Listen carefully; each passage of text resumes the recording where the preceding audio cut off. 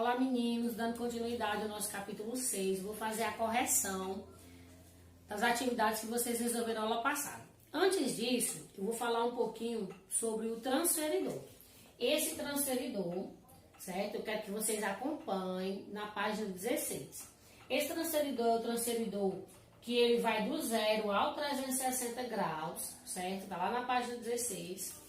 Esse aqui é o transferidor que ele vai do 0 aos 180 graus, é o transferidor mais utilizado. Então, é ele que a gente vai utilizar, certo? Na página 17, tem mais um pouco sobre a explicação do transferidor, que eu quero que vocês leiam. E também é onde começa a nossa primeira questão. A nossa primeira questão do Agora é com você, ele diz: usando o transferidor, determine a medida de cada ângulo a seguir. Eu falei no vídeo passado que você poderia utilizar a mão para classificar os ângulos, certo? Mas você não pode fazer isso para medir. Então, a gente tem que ver essa diferença. Quando a questão pedir para você classificar, você não precisa do transferidor, porque você vai dizer se o ângulo é reto, se o ângulo é obtuso, se o ângulo é agudo, se é raso, se é de uma volta, se é nulo. E você pode fazer isso utilizando só a mão, como eu ensinei no vídeo anterior. Porém, quando ele pede para você medir, ele quer que você dê a medida exata. Por exemplo, ele mede 85 graus. Então, você vai ter que fazer essa medida exata.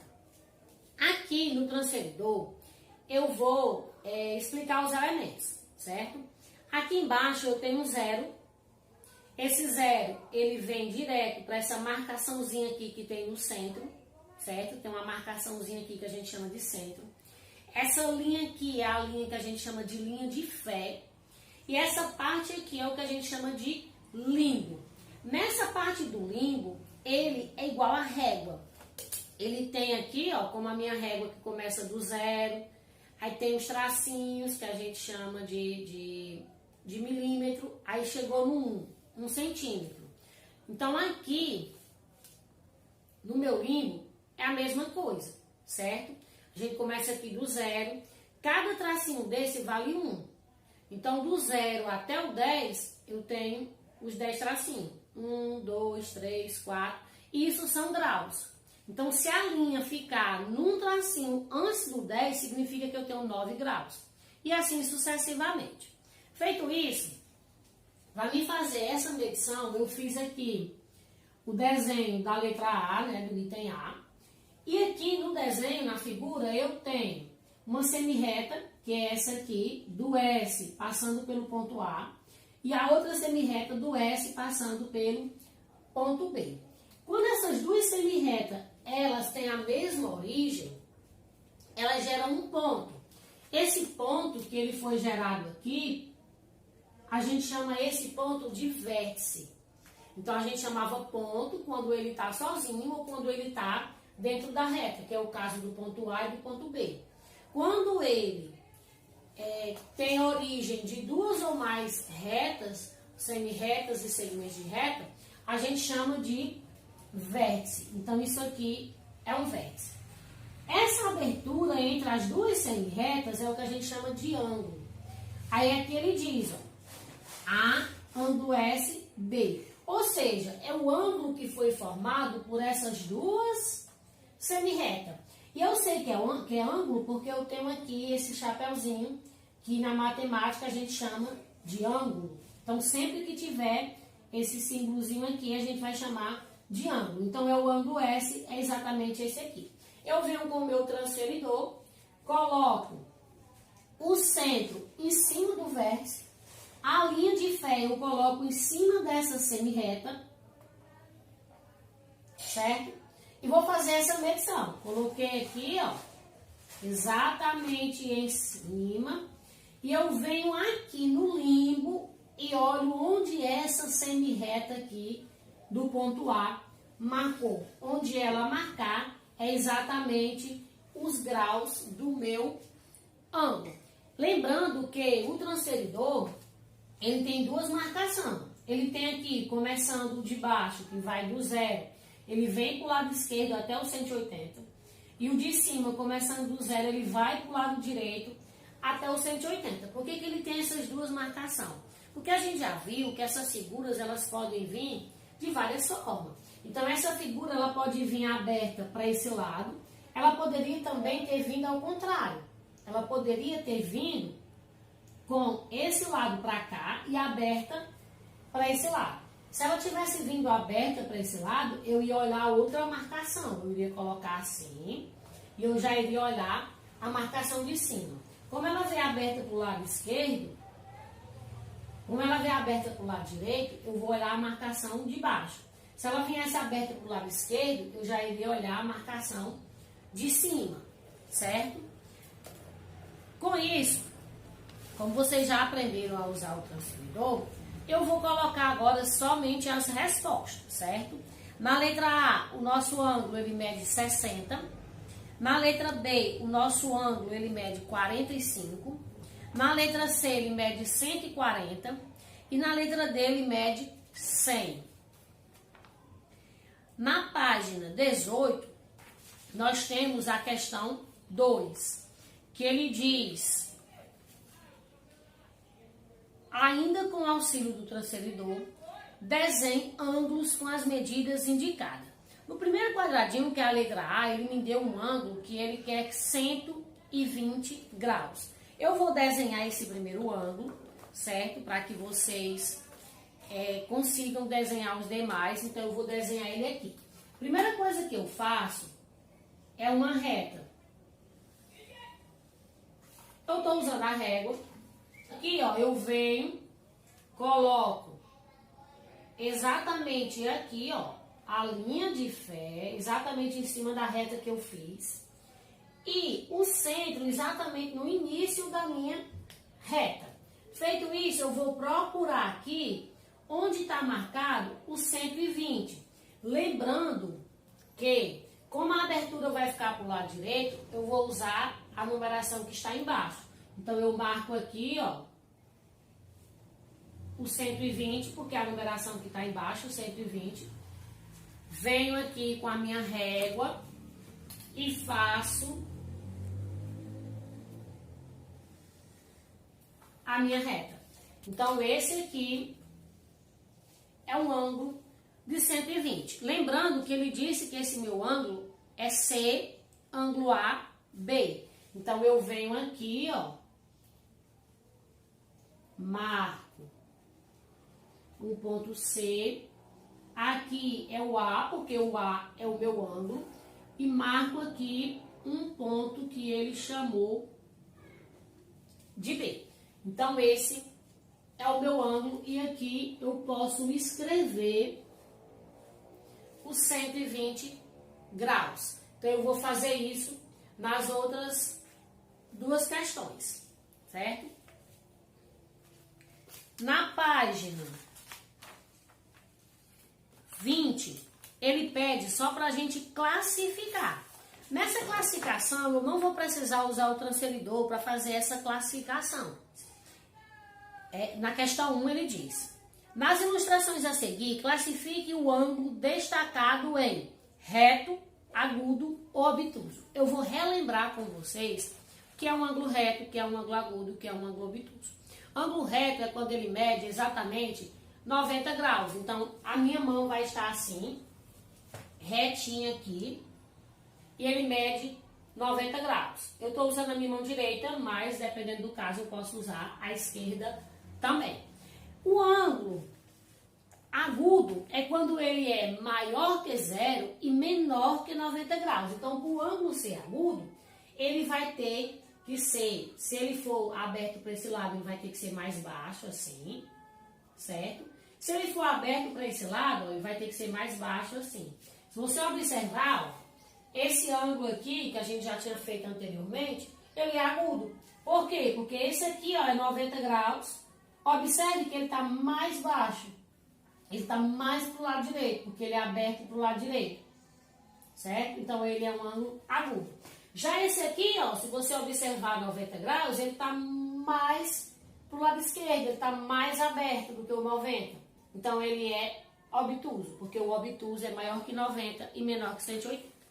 Feito isso, na letra A, ele me deu aí um objeto, é uma luminária, e ele marcou o ângulo. Esse ângulo, ele é um ângulo obtuso, porque ele é maior que 90 e menor que 180.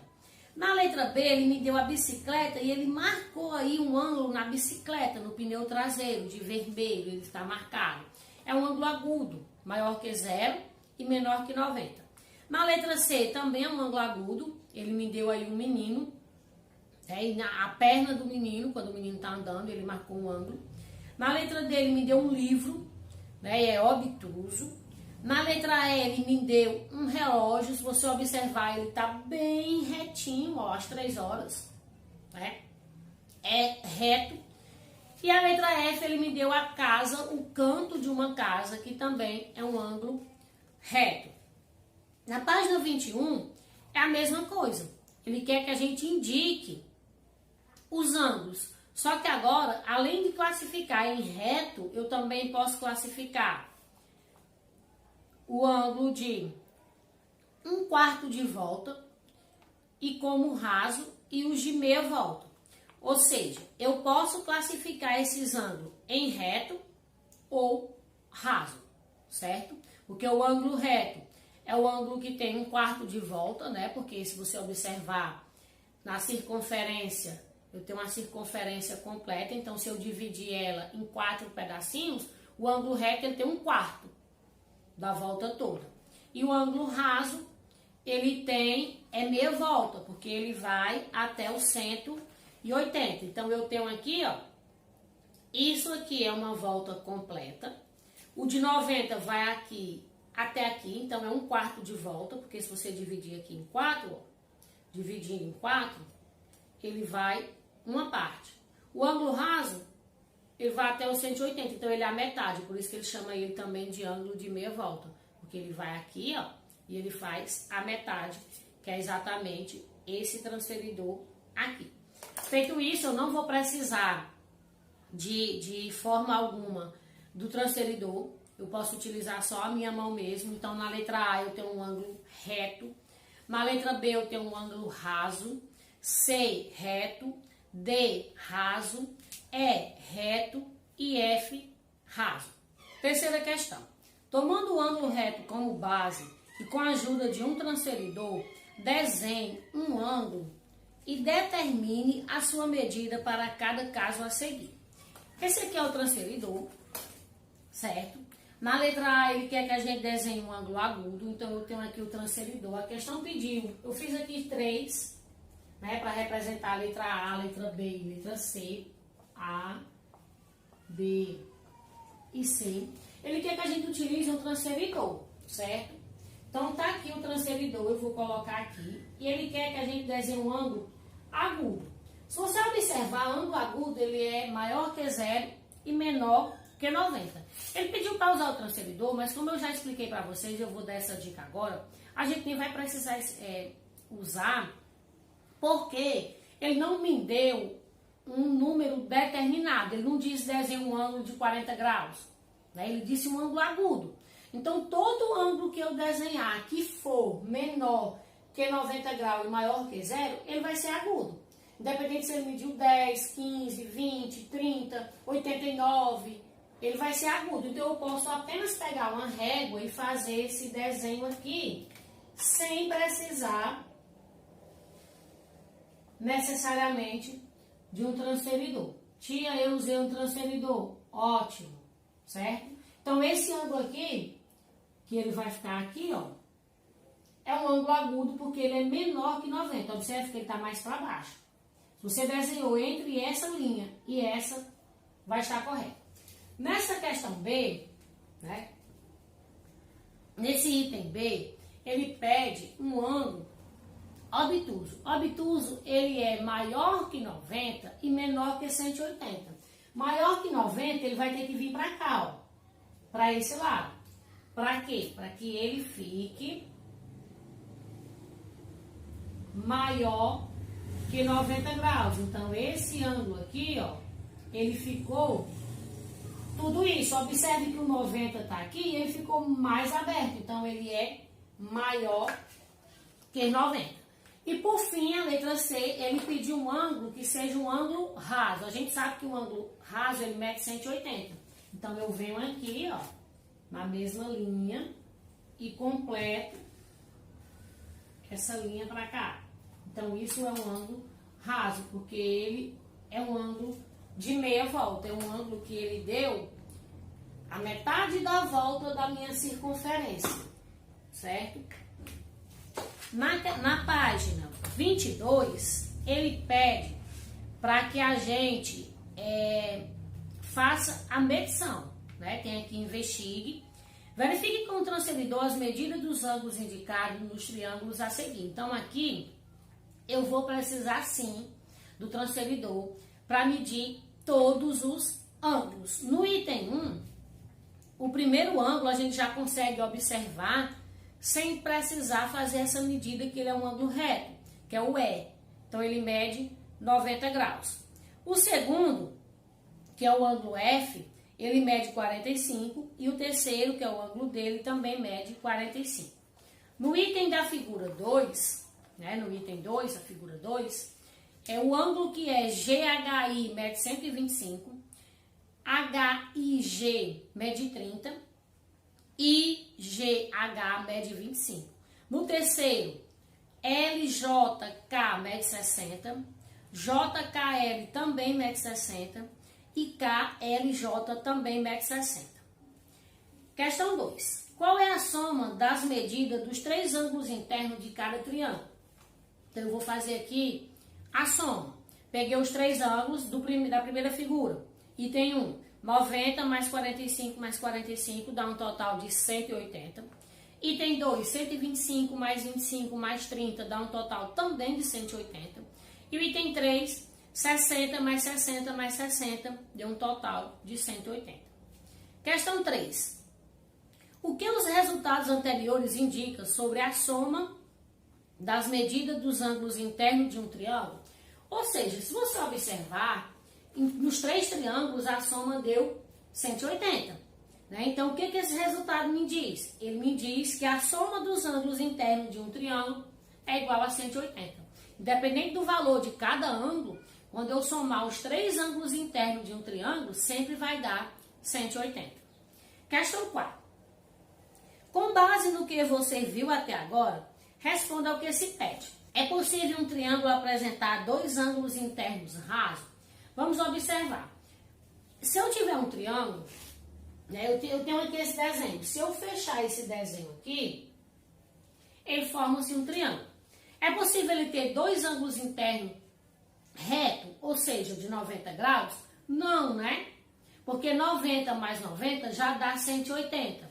Então, se dois ângulos dele deu 180, o outro teria que dar zero. Então, não tem como a gente fazer esse desenho. Então, a resposta é não. B. É possível um triângulo apresentar dois ângulos internos obtusos? Para um ângulo ser obtuso, ele tem que ser maior que 90 e menor que 180.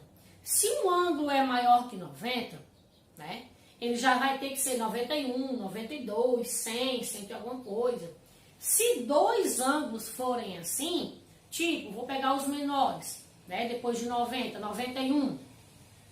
Se eu tiver dois ângulos de 91, eu já vou ter 182. Então, é impossível um triângulo ter dois ângulos internos obtusos, porque ele vai ser maior do que a soma dele. A gente viu lá na questão 3 que a soma desses triângulos, né, a soma dos ângulos internos de um triângulo tem que dar 180. Então, ele já vai passar. Então, é impossível isso acontecer. Página 23. Na página 23, eu tenho agora quadriláteros. Verifique com o transferidor a medida dos ângulos indicados nos quadriláteros a seguir. O primeiro quadrilátero que eu tenho aqui é um trapézio, então a gente vai fazer essa medição de todos os ângulos, igual como a tia ensinou lá no início, marcar um por um e medindo. Vou começar aqui com o primeiro, ABC 57 graus, BCD 57 graus, CDA 123 graus e DAB 123 graus. Por aqui está do lado direito, nós temos um paralelogramo. O ângulo EHG mede 57 graus. O ângulo HGF mede 123 graus. O ângulo GFE mede 57 graus. O ângulo FEH mede 123 graus. A terceira figura, nós temos um quadrado, apesar de ele estar no formato mais em pezinho, é um quadrado. Ele tem o ângulo ILK mede 90 graus, LKJ mede 90 graus, KJL mede 90 graus, JIL também mede 90 graus. Por que eu sei que é um quadrado? Porque o quadrado tem os 4 lados e os 4 ângulos iguais. A quarta figura é um retângulo. A gente sabe que o retângulo ele tem os 4 ângulos iguais. MPO, né, é 90 graus. PON é 90 graus. ONM é 90 graus. NMP é 90 graus. Sexta questão.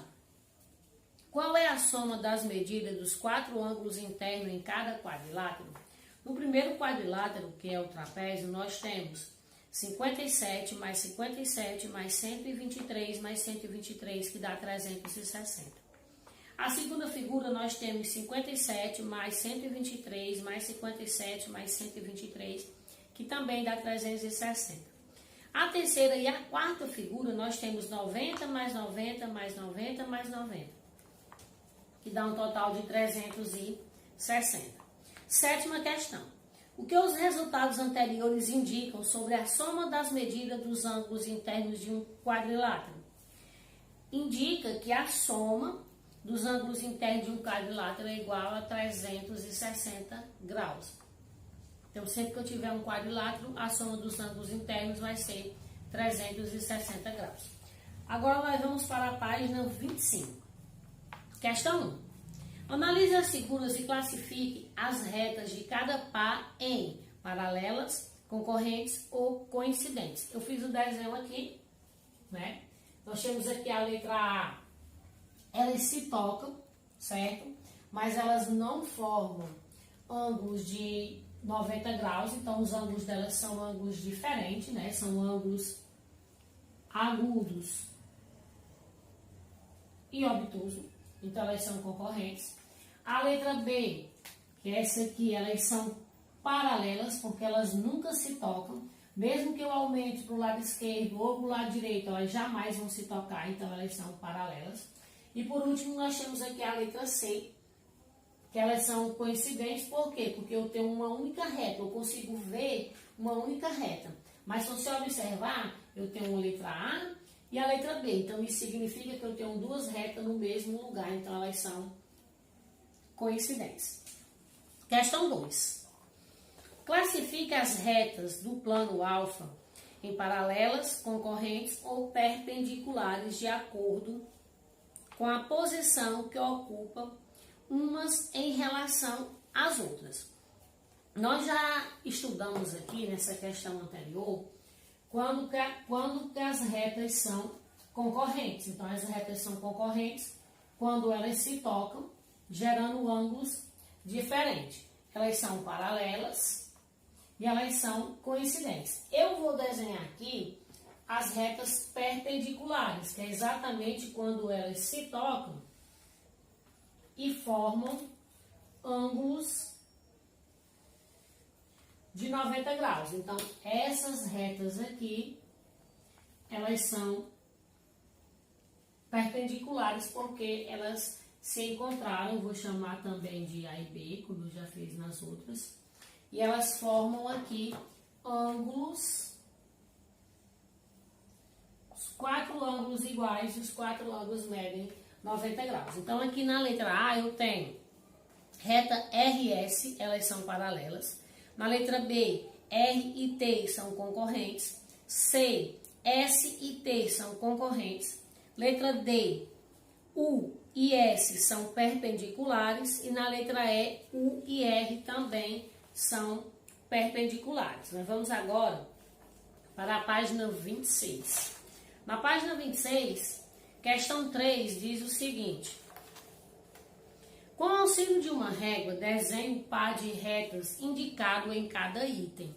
Letra A, retas A e B, sendo elas paralelas. Você vai fazer retas igual a essa aqui, né? Retas A e B que são paralelas, não se tocam.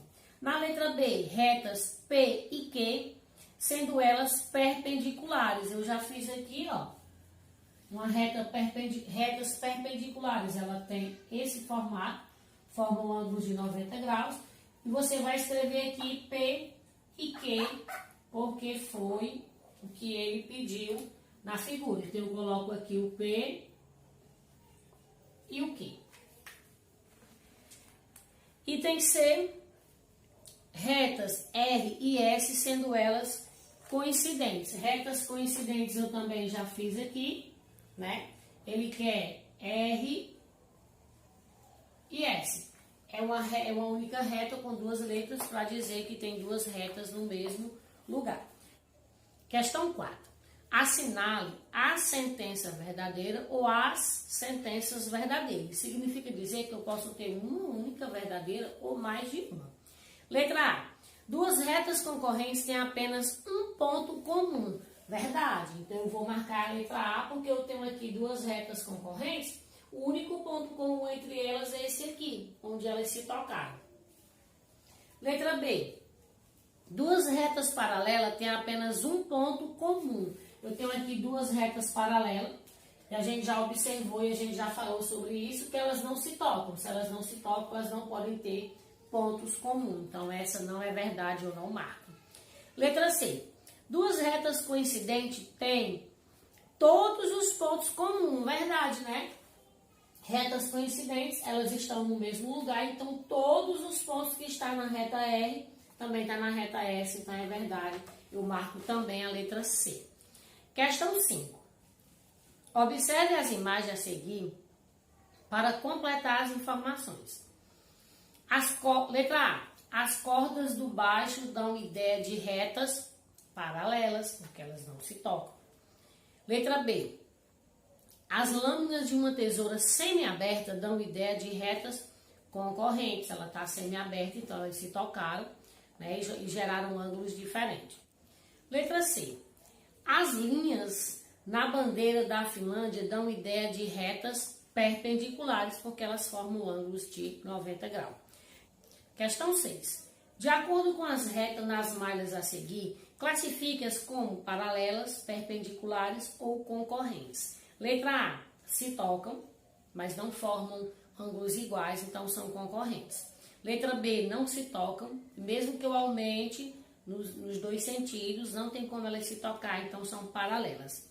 Letra C, elas não estão se tocando, mas se eu aumentar tanto essa reta como essa outra, elas vão se tocar, então elas vão ser concorrentes. E letra D, elas se tocam formando ângulos de 90 graus, então elas são perpendiculares. Então, por hoje, a nossa aula vai chegando ao fim. Até a próxima e bons estudos.